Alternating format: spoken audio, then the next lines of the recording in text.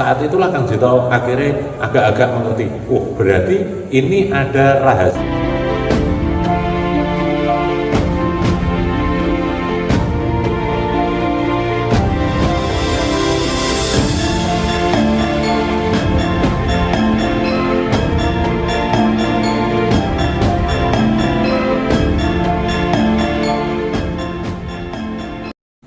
Luluh swara lugu kuwasa kang kuwasa nguwasani urip-uripe swara kang mudhuna wujud-wujude kuwasa kang netepi adil duduhe kuwasa kang kuwasa mudhuna utuh-utuhe swara temeka tentrem wujudna kabeh uripe utuhe swara nekani titik duduhe kuwasa nemoni tentrem duduhe laku nungguna swara nekani adil dulur-dulur swaraku adil kuwasaku adil duduhe adil tatanane adil tondo tatanannya adil, adilnya dari pribadi tentrem. Saudaraku, pada kesempatan siang hari ini Kang Jito mau menjabarkan tentang apa yang ditanyakan sedulur-sedulur kita. Dalam kesempatan ini Mas Hendro Kartiko dan Mas Warsito menjembatani untuk supaya mendapatkan jabaran tentang wujud kanthi slamet sakabehane titik. Pada waktu tahapan Kang Jito didhawuhi yaitu untuk menjalankan ajaran budi luhur, awalnya seperti itu, jadi biar untut ya, biar untut. Kang Jito didhawuhi untuk menjalankan ajaran budi luhur. Nah, ajaran budi luhur di situ Kang Jito sempat bertanya-tanya apa yang disuarakan kuasa kepada Kang Jito atau yang didhawuhkan atau yang diberikan Kang Jito sempat tanya apa makna dari budi luhur itu. Ketika Kang Jito tanya seperti itu, Kang Jito dikasih 3 kata ini, yaitu simbol nafas 3 dan 1.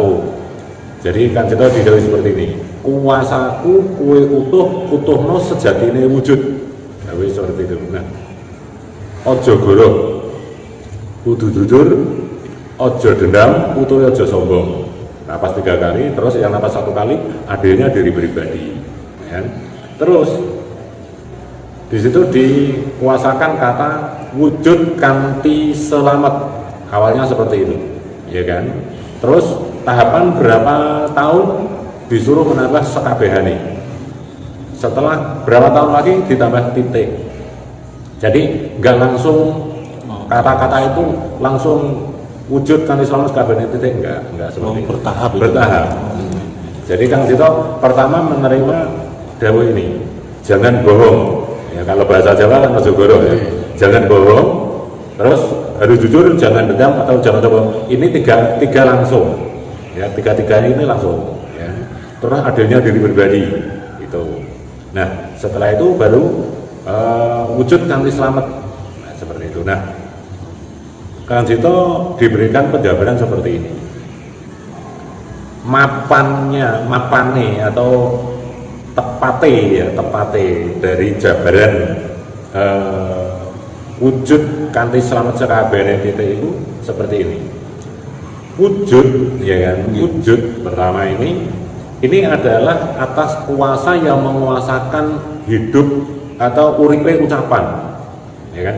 Jadi kita ini harus bisa jumbuh atau nyampe ke utuh itu sendiri yang memasakkan ucapan ini, ya kan.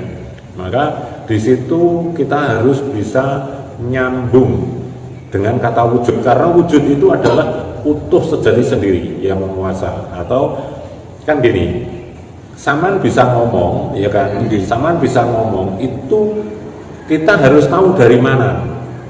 Ya, kita harus tahu dari mana, siapa yang menyampai itu. Kok sama bisa ngomong itu siapa yang menyampai, dan itu harus tahu runtutannya gitu. Itu kan yang perlu dikaji. Nah, yang perlu dikaji, ya kan. Maka ada kata wujud, ya kan. Ya, ada kata wujud. Di situ tidak hanya sekedar mengatakan, sekedar mengucapkan wujud, enggak. Tapi di situ waktu itu Kang Jito disuruh lerem, ya kan, sampai berapa bulan gitu. Dari disuruh lerem itu benar-benar ibaratnya tensi yang awalnya 100 itu harus turun lagi sampai titik 0. Itu baru dijabarkan yang namanya wujud. Nah, wujud itu adalah utuh yang menguasakan hidup kita itu. Jadi kita harus ketemu. Kita harus ketemu dengan kesejatian. Itu. Nah, ketemu dengan kesejatian di situ kalau kita di pewayangan Dewa Ruci ya. Jadi Brantosena atau Werkudara masuk ke segoro ya, ke dasar laut. Pewayangan kan seperti itu, ketemu Dewa Ruci. Sama. Jadi ketika kita tensi ego yang tinggi itu, kita harus menekan, harus turun terus meleleh sampai benar-benar. Nah, pada saat itulah Kang Jito ketemu tahapan-tahapan yang seperti ini. Ketika Kang Jito ini nggak apa-apa ya, seperti ini. Jadi Kang Jito taunya tahapan-tahapan itu seperti ini. Pertama itu disuruh diam. Ini. Diam ini nggak ketemu apa-apa. Terus bertanyalah dalam kejiwaan kan itu. Terus kalau diam seperti ini apa yang ditemui? Nggak ada apa-apa, ya kan? Terus setelah nggak ketemu apa-apa, akhirnya berapa saat kemudian kan itu disuarai ini.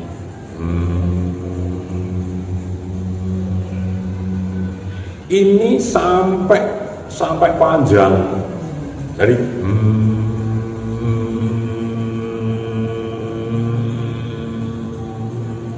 jadi ini sampai benar-benar mentok, notok pol, itu suara dengan kuasa ya, dengan kuasa yang menguasakan hidup Kang Jito itu. Oh, itu dawuh pertama. Pertama diam kan Jito nggak ngerti ketemu apa di situ karena nggak ada apa-apa, gitu maksudnya. Terus di situ bertanyalah dalam penjiwaan. Kok kok nggak dengar apa-apa, kok nggak ada apa-apa. Terus apa yang mau sampaikan? Nah, terus akhirnya dikasih suara.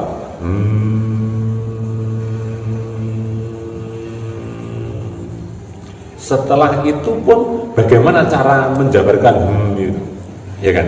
Bingung juga kan Kang Jito. Nek sampean nggak ngerti ya, sampean sudah bisa menjabarkan apa belum? Nggak ngerti Kang Jito. Tapi Kang Jito sendiri waktu itu bingung.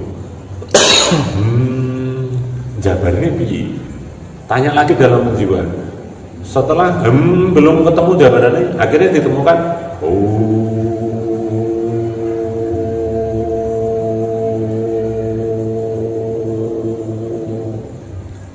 saat itulah Kang Jito akhirnya agak-agak mengerti.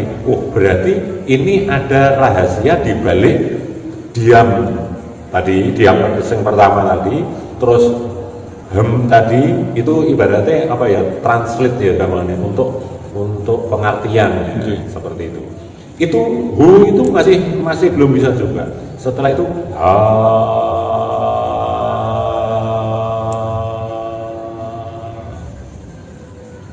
ada ada Kang Jito teringat masa lalu. Ketika Kang Jito masih dalam perjalanan, banyak dari orang-orang winasis yang mengajarkan kalau keluar napas kalau masuk kadang ada yang masuk keluar kan seperti itu. Berarti ini hubungannya dengan napas. Kan itu kesimpulannya. Tapi di situ belum ada penjabaran. Ya kan? Sampai disitulah ketemu tembung atau kata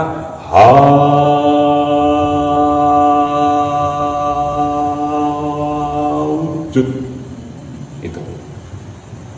Jadi sampai 5 itu akhirnya dijabarkan. Nah, penjabaran itu dawuh yang diterima Kang Jito.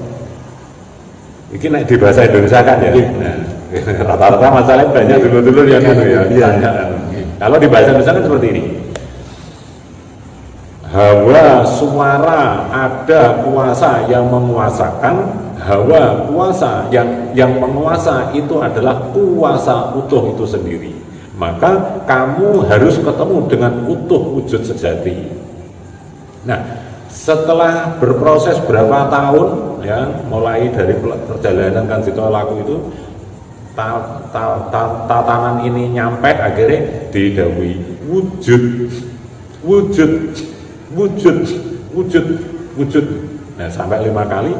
Nah, di situ akhirnya dijabarkan wujud itu dalam kesejatian yaitu kuasa yang aku sendiri itu yang menguasai hidup orang ini gitu ya. ya kuasaku sendiri itu semua yang harus ditemui dulu.